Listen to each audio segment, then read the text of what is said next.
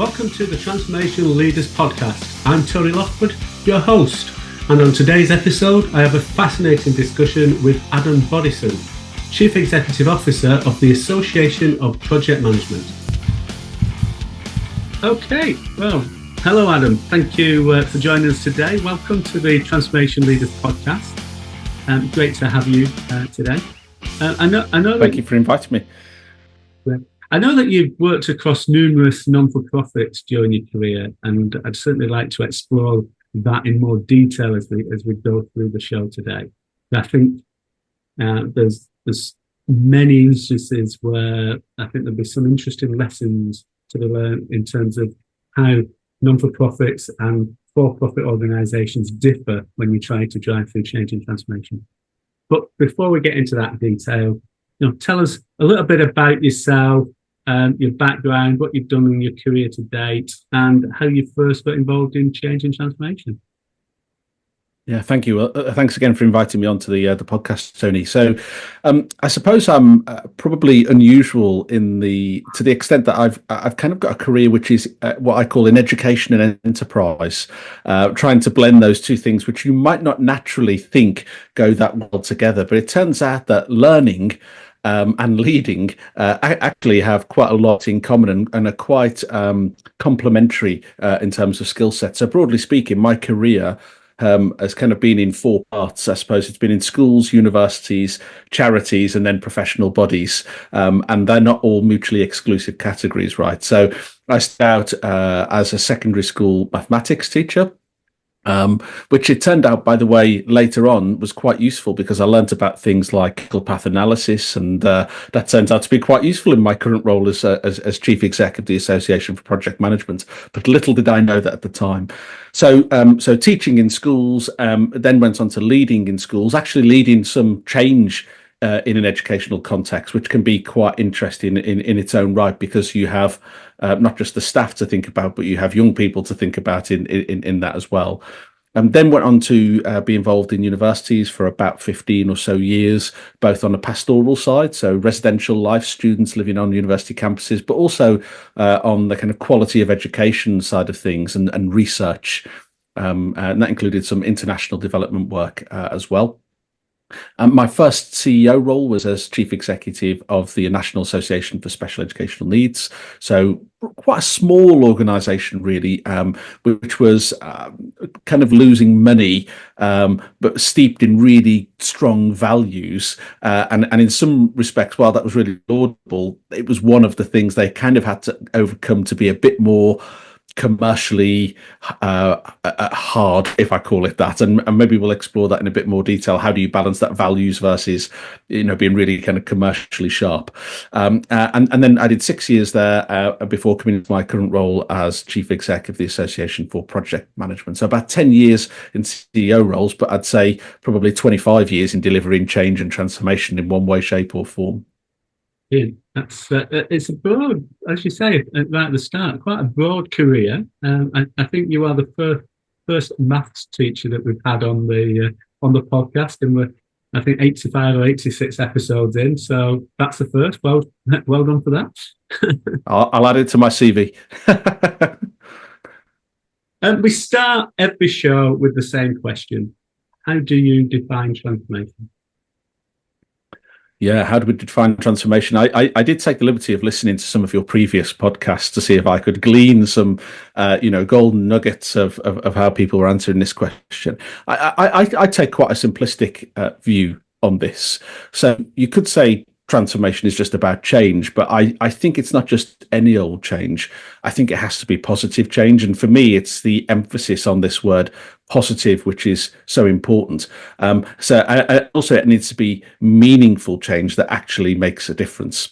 So for me, if I'm going to try and kind of define this, I'd say transformation is about delivering meaningful, positive change, both on an organizational level, but also within the individuals that work within that organization and on the customers for whom that organization actually serves. And for me, transformation requires, by necessity, transformational leadership, and that I think in the research and so on has been quite clearly defined as driving positive change in others. They talk about transformational leadership. So I think I like to think that fits quite neatly with my idea of what transformation is. You define positive transformation then? Just that I'm quite. I think you are the first of on the 85 episodes that we've done that have brought up the positive element of in terms of transformation. So just talk me through that. You're thinking in that space. Yeah. So as far as I'm concerned, if you're trying to drive any kind of change, you're either trying to solve a problem, whether that be a pain point in the organization or something that's stopping individuals being able to do their jobs well and so on, something that's making people's lives difficult. We see that with a lot of digital transformation, for example. They're often less about the kind of benefits and more about solving some problem that's kind of technical debt in an organization, those types of things. So I think positive as in it needs to address a particular pain point that exists. It could be on the other side of it, the kind of gain points. It could be someone's identified that if we deliver this type of change in our organization, it gives us these opportunities. I suspect in practice, whilst we might like to think that we're doing the gain point side of things, it's probably more typical that we're addressing the pain points. I mean, I don't know of anybody that wants to deliver change and transformation that's not designed to be positive. Yeah, the reason I ask the question is that a lot of people that are in receipt or receiving that change and transformation wouldn't necessarily immediately say this is a positive experience. So I was just yeah.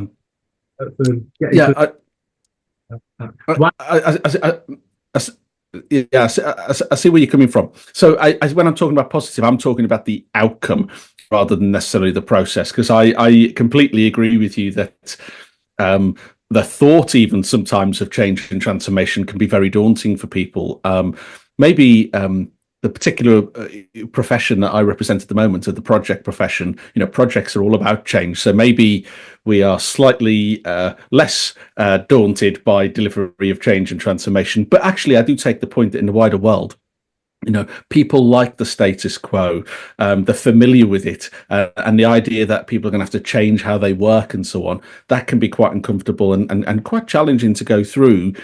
But I do think that the purpose of this change isn't usually because we want to make people's lives difficult. I don't believe that there are these leaders that get up in the morning and say, right, today I'm going to make my employees' lives very difficult. The driver is to deliver some kind of positive outcome.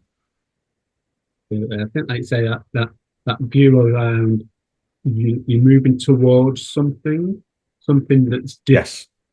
And yes, we've all been in transformations that have resulted in an organisation sort of scaling back or cutting costs out and stuff. But actually, as you say, that the rationale for doing that is to provide some sustainability in terms of its future. So it's how you spin that, isn't it, in terms of that messaging. In the short term, a lot of people would feel quite a lot of pain from it, but actually, as you go through it, it's to create long-term value or long-term sustainability for the organisation. So yeah, I think that's right, and I think the whole purpose of trying to change something, even if you're cutting something back, if you like, is for that long-term benefit. And for me, this is where leaders have a responsibility, I think, in terms of communicating effectively and making sure there's organizational clarity on exactly what we're doing and the purpose of why we're doing it. I think most people, even if they disagree with what the change is, even if it impacts them in a negative way, if they can understand the purpose, the rationale, and why it's happening, I think most people, will be accepting of that. Yeah, and that why is so critical, isn't it? It's a lot of people skirt over that, but actually, I think the more you can focus in at the start of getting real clarity around the why, and then bolting your communication and basing your communication on that why, in my experience, Yeah. I mean, obviously Yeah, there's obviously the famous, Simon Sinek, always start with why and so on. But I think when people say that, and when Simon says that, I think for me the important bit of that is the start bit. You start with why, because I think people do think about the why, but sometimes it feels like a bit of an afterthought. So we've decided what we're going to do, and now I need to justify what I'm going to do. So I'm going to try and communicate the why. And if you try and do the why a bit further down the line, that in mind is where you end up getting into trouble. You see it with business cases, right? When people are writing a business case, the purpose of a business case should be to really assess whether an idea is a good idea and worth pursuing, not to justify to the people that they should agree with your idea. And it's the same kind of thing, it's that start with why.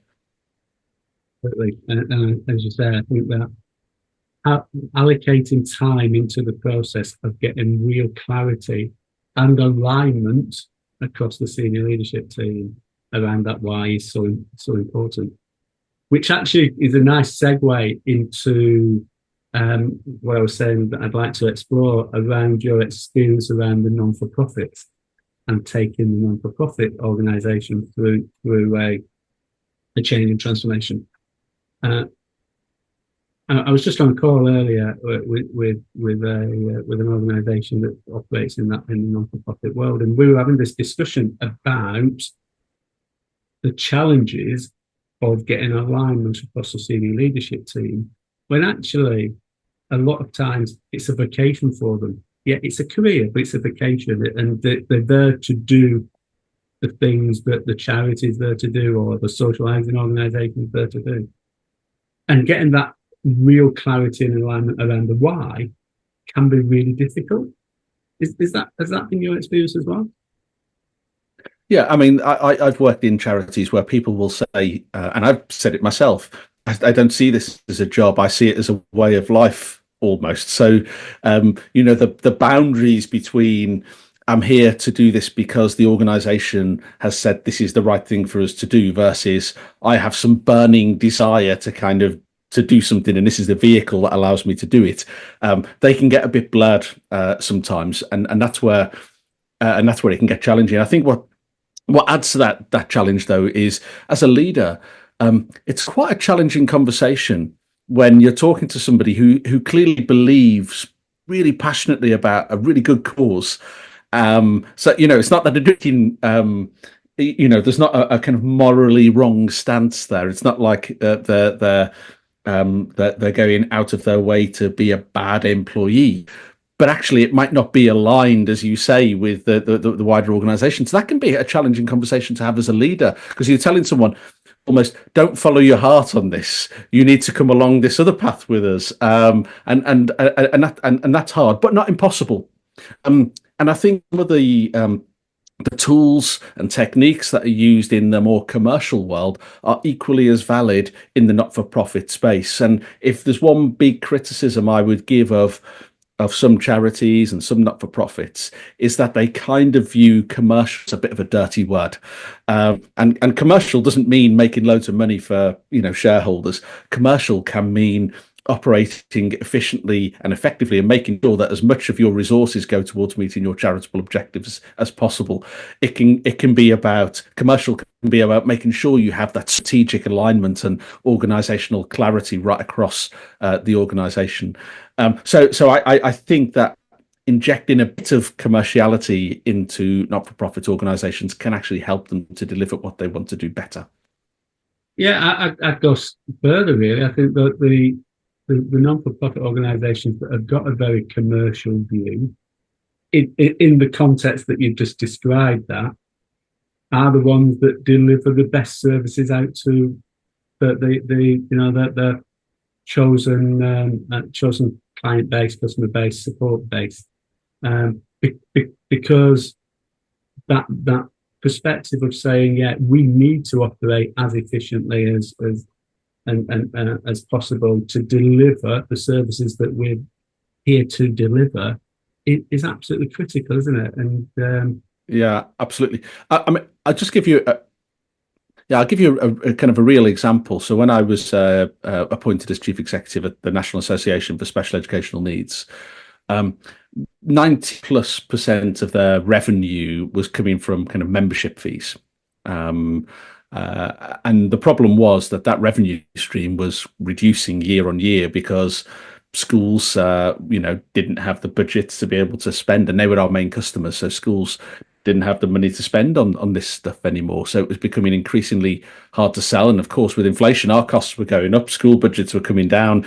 It was a kind of a perfect storm of issues.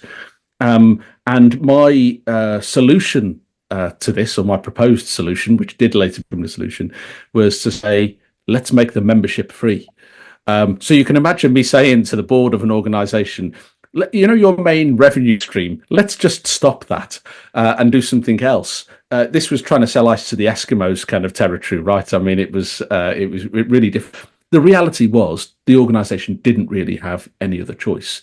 If they tried to cut the costs or tried to repackage it in some way, it would have been a slow death for the organization over a period of time. Ultimately, the board did go with this.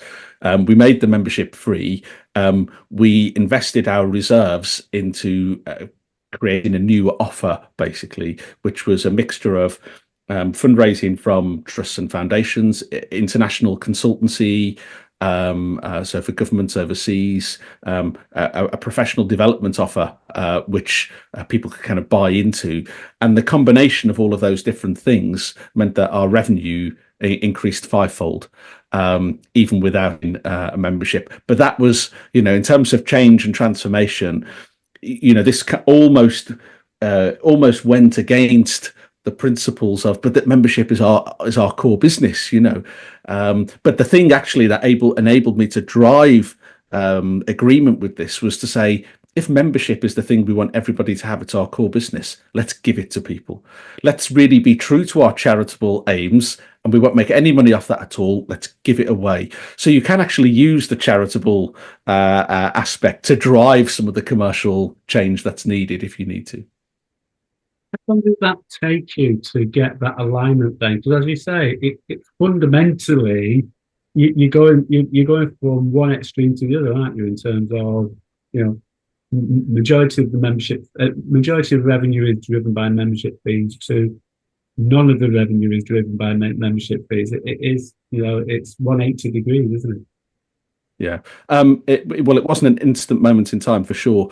And I kind of did it in phases, probably took about 3 years in total. The first phase, by the way, was to introduce a tiered membership.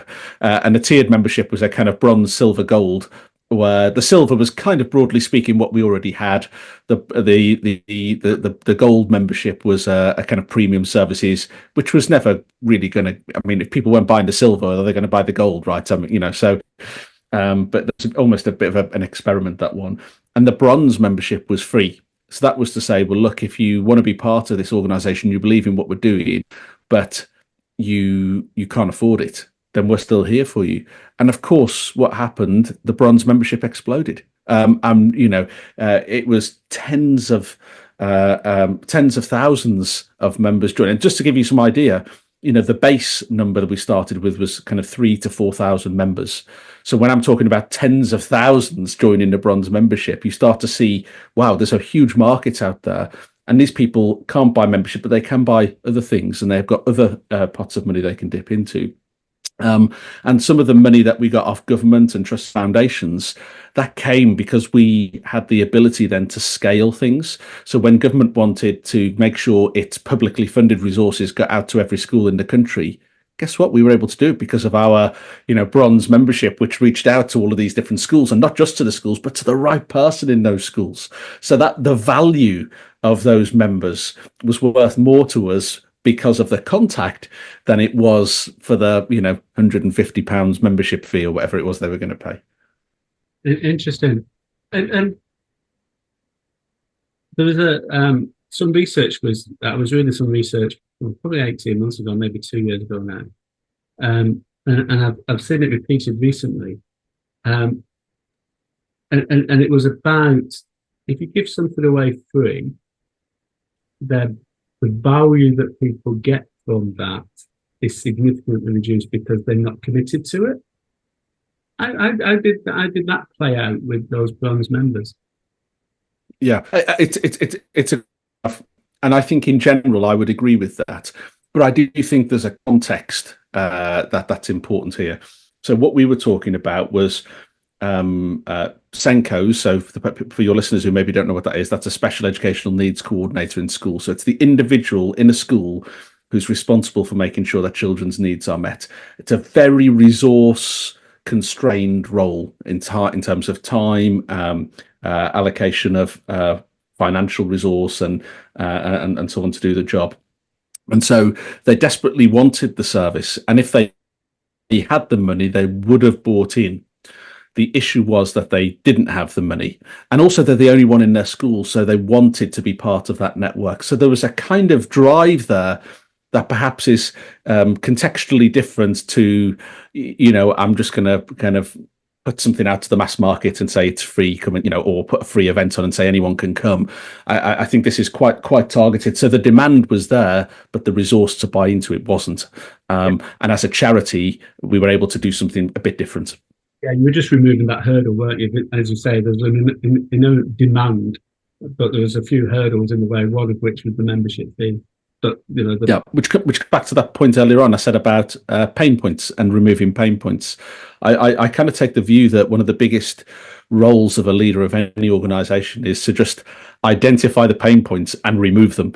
That seems to be what I spend most of my time doing in all of the leadership roles I've had. Yeah, absolutely, totally agree with that. So in terms of your leadership roles in the various organizations, what do you think have been the critical skills, the skills that you brought that you feel have made the real difference in achieving the outcomes that you wanted to achieve? I think for me, a big part of it has been emotional intelligence and cultural competence. So these are probably on the softer end of the kind of hard skills, soft skills of leadership, but probably they are the two things that give you the best opportunity to bring people around to your way of thinking, to get them to be honest about their own way of thinking, and to get people to go on any kind of change and transformation journey. So let me just say a bit more about what I mean by those. So by the emotional intelligence point, I'm talking there about I've worked with people who are really clever people. They really know their job well. They deliver well, but sometimes they run into a problem, not because they've done something technically wrong, but because they've misread a situation and therefore dealt with it in the wrong way. And the damage that can be caused by one mistake, it can undo, a 10-year long relationship sometimes. So I think being able to kind of tap into how people are thinking, how people are feeling when you're in a room and someone pitches an idea and everybody says it's a good idea, but there's something in your gut that says people don't really think this is a good idea. So you go and have some of those softer follow-up conversations to really understand where people are. That's where, for me, some of the real magic happens. The cultural competence piece is slightly different. So I think this is partly about emotional intelligence, but it's partly about understanding people from different backgrounds and therefore what they might perceive different situations in a different way. So as an example, when I was in school, I went to a very rough kind of primary school. I always used to joke that they had a metal detector on the gates to search you for weapons on the way in, and if you didn't have any, they gave you some in case you needed them when you were there. But I went to a very rough primary school, but then I got a scholarship, went to a very posh secondary school, and the outcome of that meant that people from very different socio-economic backgrounds that were in both of those schools, I kind of later on in business understood their perspectives on the world in a way that was never kind of deliberate. And I think the same is true for people from different cultures in terms of geographies, people with different kind of family circumstances and backgrounds.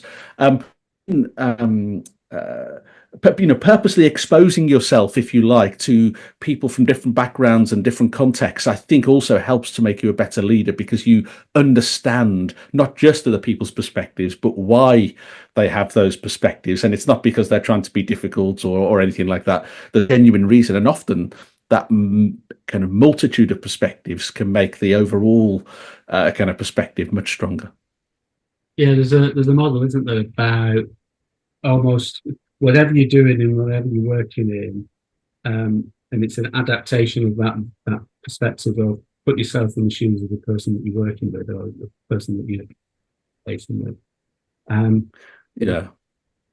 You know, if you're preparing for that or looking to understand, almost create a chair in the office that's got no one in, but put the persona of that other point of view on that, and run the meeting and keep referring back to that person. Well, what would they look like, or how would they react to this situation, or how would that socioeconomic background, what would their view be? And it just helps you to bring different perspectives into and create a much stronger dialogue and a stronger discussion. Yeah, personas, definitely. We use those a lot now, both for customers, thinking about customer experience and so on, but also just internally when we're having conversations as well about kind of skills development. So absolutely agree with that one. Going back to your first career as a maths teacher. Oh, yes. What are the key things that you've been able to pull through your career that you picked up during that time of, I would think, challenging situation where you've got a class of people that may or may not want to be in that class at any particular time? And I'm making the assumption that it's secondary school, but during the time where there's hormones all over the place, I personally worse. But I'm sure there's some real key lessons that you picked up there that you've been able to carry through your career. 100%. And it was secondary school, but I also did some work in primary school as well. But I was not primary trained, so that was really interesting. I went from teaching kind of 11 to 18-year-olds, and then suddenly found myself in a room with 5-year-olds. And that was actually more challenging than you think. You've got to be very, very clear with your instructions when you're talking to 5-year-olds. I always remember one lesson where I said, all right, it's time to get undressed for PE. Well, of course, they all just start stripping off, and it's like this is a safeguarding disaster. It's like you've got to be very clear. We're putting your PE kit on. That's the main thing that we're trying to do. But in terms of lessons learned, look, several things. So first of all, presentation skills. If you're teaching a lesson, secondary school, you've got maybe 40 minutes, possibly an hour. You've got a group of people and you've got to take them on a journey in this hour, right? You've got to keep them engaged. You've got to, as you say, some of them might not want to be there. So you've got to kind of get them excited about what's going on. So there's that kind of motivational piece. I use magic, by the way, sometimes. In fact, I've written a book called The Maths Behind the Magic, which I used to sometimes show a magic trick at the beginning of the lesson, which depended on some kind of mathematics to work. And then they'd want to know how to do this trick. And I'd say, right, well, I'm going to show you the secret behind this. This is how we do it. And then we'd teach the maths, and then they'd be able to perform the trick at the end, you see. So that was one of the many techniques that I use. So there's that kind of, how do you engage a group of people? How do you motivate them? But also, how do you get them in a very short amount of time to where you need them to be in terms of their learning and development? That's kind of what we do a lot as a leader. You think when you're doing a full staff meeting and you've really got to sell the idea of some new initiative to a couple of hundred people, it's quite a similar process. The other thing is building rapport very quickly. So I think about the work that I do now in business development. There's nothing more difficult actually than going into a room of 35 16-year-olds who probably don't want to be there. It's too early in the morning and everything else. And you've got to instantly build rapport with them. You learn pretty quickly how to do that. And also when people are negative, how you kind of maintain that kind of positive mental attitude. So there's that building rapport. And also the kind of sales piece of this. I'm going to sell you this idea that you probably don't want. That's in there as well. So all of that relationship building, communication, sales, business development. It's all in there. And the last bit I would say is lightheartedness and comedy. If you're working with young people, you can't go in too heavy, right? You've got to keep it light, but it's got to be appropriate humor. Okay, so because at the end of the day, we're talking about children. Isn't that quite similar to what I want to do in a business meeting? I want to get people laughing and smiling because that's how you build up a good relationship. But you've got to keep it appropriate as well. So that kind of comedy within constraints, if you like, is also, I think, a good skill that's kind of pulled through. I think there's so many similarities, though, isn't there? As you say, when you're in an organisation, you're driving through change.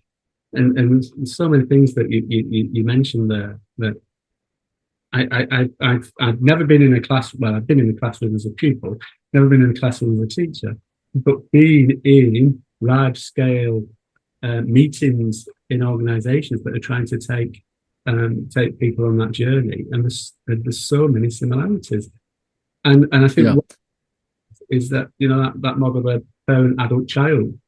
There's a lot of people when they're doing things that don't want to get involved in, or they go back to child mode, don't they? And that lesson of how you take that child up to have that adult conversation with them, I'm sure was a skill set that you developed in the classroom that you utilise day in, day out now within that change and transformation world.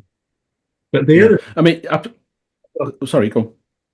No, I was going to say the other thing I picked up was that magic trick moment. And again, how often do we get involved in communications that just are the same old, same old?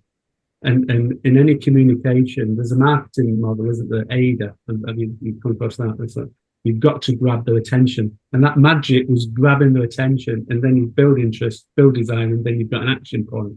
That's the marketing, but that's applicable to any type of communication. And what you were doing in that class was grabbing their attention with that magic trick. Love it.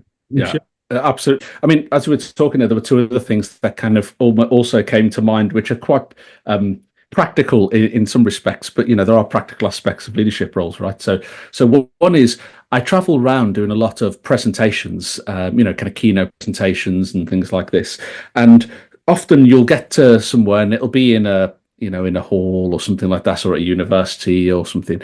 And I'll turn up with my laptop, and there's always this moment at the beginning where you connect your laptop to whatever kind of tech setup is in this room. And usually the person doing it, maybe they're not a tech person, right? So, they've organized this event, and you've turned up, and you can see the fear in their eyes when they're thinking, I've now got to connect your laptop. What if it doesn't work? Well, I can tell you, when I was working in schools, I went from classroom to classroom and connected my laptop to every manner of kind of technical setup. So I've got a little bag now of everything I know that I'm going to need, so I can almost plug into any system, which is great. So that was the first thing. The second practical thing is being able to think on your feet. Quite often what will happen when you're working with children is they will do something that you don't expect. So all your plans kind of go out the window because they've just completely or not misinterpreted, just interpreted it differently to what you were expecting. Or you have to cover a lesson. So you find out last minute, you've got, someone's maybe off ill or something's happened, and you step into this room with no planning, no preparation, and you've got an hour now with you could just babysit, right? You kind of thing. But most teachers, I think, don't do that. Most teachers go, right, what can I do now with this group of children that's going to make a meaningful difference? And being able to think on your feet and use that hour really well. I mean, that's a great skill as a leader, because you often get curveballs thrown at you where you suddenly have to think on your feet and come up with a new plan just there and then. And so I would say I've learned that as well from the teaching world. So in terms of your career recently, and you were saying you're CEO of the Association of Project Managers, what are the key things that you are finding from that association perspective? What's on the rise, and what's the change and transformation that you're leading at the moment? Yeah, so a few things really. So I think the first of all, I would say the project management, or the project profession more broadly, because it's not just project management, of course, is less mature, I would say, than other professions. So if you think about accountancy or engineering or architecture or the legal profession, whatever you want, even marketers, right? I mean, these have been around for, hundreds of years.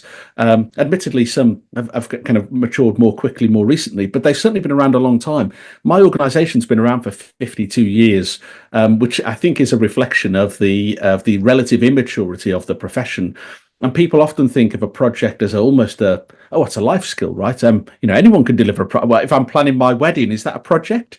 Well, yes, it is.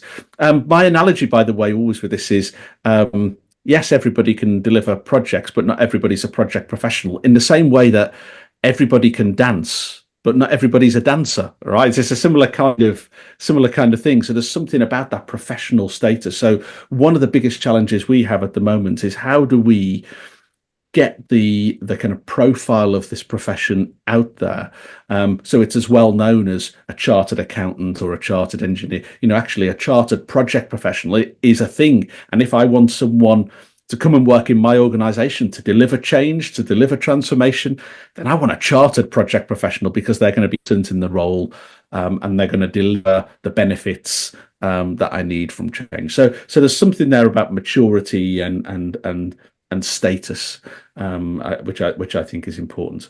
And the other big thing as well for us at the moment is just trying to upskill the wider world. I mean, we offer a range of qualifications and standards and office membership and so on. So there's lots of things that we offer to try and kind of build that community and build that capability and capacity. But as I say, we're still relatively immature, so we are known for quality, but we're not yet known widely enough. And it's one of the reasons I like coming on podcasts like this, right? Because I can talk to many of your listeners who probably in their day-to-day work are involved with change and transformation. I guess that's why they're listening to the podcast. But it would be interesting for them to reflect on their own organizations and maybe on themselves personally and professionally. Where are they on their kind of project maturity journey? Would they benefit from chartered status? Would their organization benefit from being involved in that wider network of organizations that are building their capability and capacity in this area? So yeah, they're probably the big changes we've got at the moment. Thank you. I think it's interesting, isn't it, that whole concept around professionalizing, if that's the right term, the stuff that we do. And there's organisations like yourself, there's the Change Management Institute that are doing something similar in the change. And we're trying to do it, I suppose, from a transformation perspective, just bringing people's awareness that actually transformation leadership is a thing. And I jokingly say many times that often I find that when you're going into a large-scale organization or an organization with a large-scale transformation program, you say who's leading it and how did you get the job? The joke is, well, I was a bit too slow looking down when the chief exec said who wants to lead this transformation. And there's a bit of a joke in there, but there's a lot of truth in there as well, that, people take on this role of leading a large-scale transformation with very little experience outside of one functional area. Yeah, it's a good point. You wouldn't do it with other jobs. You wouldn't say, okay, this week you can be the chief financial officer because because we've got more finance stuff than we normally have, or you can be the director of HR this week. That just wouldn't happen. But I think that's an indication of that maturity journey and where the profession is. But I think what gives me hope for the future is that there are organisations that are doing this well, that have invested in chief transformation officers because they recognise that there's something important that needs to happen here, and there's a skill set that's needed. It's interesting, isn't it? If I think about what leaders do, 50 years ago, probably 95% of what leaders did was deliver business as usual with maybe a small amount of change and transformation. I think that's probably completely reversed now, right? I mean, most leaders I know, when I talk to them about what their priorities are and what they're doing day in, day out, they're leading major change. I mean, the advent of AI, that's come in. That's the eighth general purpose technology. It's changing every organization. you can't stay still. In fact, transformation is a kind of constant. So the idea that you can kind of just do it off the side of the desk, as it were, for somebody, I think is old news now. But some organisations, I think, are just catching up to that new way of thinking. Totally agree. And it's a message that I've been trying to get across that, yes, well, two things. One is totally agree that transformation is a constant. We used to say change is a constant. I think it's now transformation is a constant because there is so much going on in the world. New technologies are coming up, globalization, the political ramifications, all that sort of stuff. You've got to be thinking about that from an organizational context all of the time. But I think secondly, then there is this sort of almost this view that you can look through one lens at transformation, and in reality, you need to look at it as a whole, as an organization. So, having a transformation leader reported into the finance officer or to the ops officer or often into the technology CIO office really makes you sort of look through that one lens. And actually, transformation doesn't happen functionally. It happens across the whole organization. And I think that's the big difference where we do, as more organizations do need to invest in chief transformation officers, and we do need to create this career. And as a chief exec and as a leader, and we touched on this in the conversation before the call. I see them being more as like a chef, and all the people are the ingredients, and you mix those ingredients. And I remember having a conversation with you a few weeks ago about the difference between project managers, change managers, transformation. They're all just different ingredients, and you put it into the pot. And if you miss one of those key ingredients out, what is the outcome? Doesn't taste or doesn't feel or doesn't look what you're expecting because you've missed one of the key ingredients out. And the skill of a leader is to put the right ingredients at the right levels, putting into the pot at the right time. Absolutely. And I'd almost go slightly further actually and say the difference between those who are delivering change and transformation versus kind of the functional leaders. Not to say that one's better than the other, but for those who want to go on to be a chief exec, it is a good stepping stone, isn't it? If you've been involved in change and transformation, because if you think of the breadth, the cross-functional breadth you have to really deliver successful transformation, that's not too dissimilar to the kind of breadth you need to have to be a really effective chief exec. You've got to be able to understand what's going on right across a range of different functions, and often deal with the trade-offs between, and the tensions between different parts of an organisation. So, what a great stepping stone into the top job. I think it is one of those, probably the few. If we create the path in the right way, it's one of the few roles that you can actually get a sense across all of the core functions. So when you do step into that CEO role, you have an understanding, and you can look at the organisation as a whole, rather than, as we said earlier, looking at it through that bias of the functional area that you come from, which we all know that we all tend to look through things with our own bias, don't we? I've just noticed that absolutely we're coming towards the end, and we always end with the same question: what's your one non-essential? Let's start again. I need to cut this out. What's your one non-negotiable in terms of successful change and transformation? I would say it's about embracing change.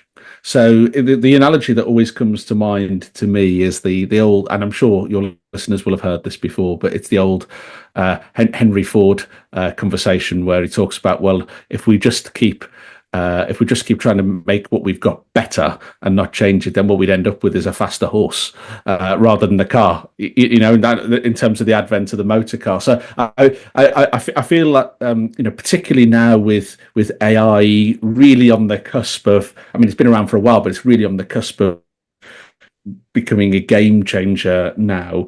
There are still people out there who are kind of in the headspace of, oh, well, I hope this AI thing just goes away at some point, and it doesn't, but it'll all come crashing down in a few months and it'll just been a fad kind of thing.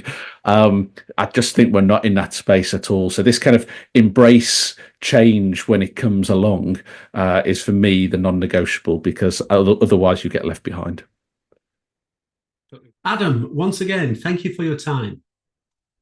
Whether you're a senior executive steering complex transformations or a mid-level manager looking to make a significant impact, the Transformation Leaders body of knowledge is your go-to guide.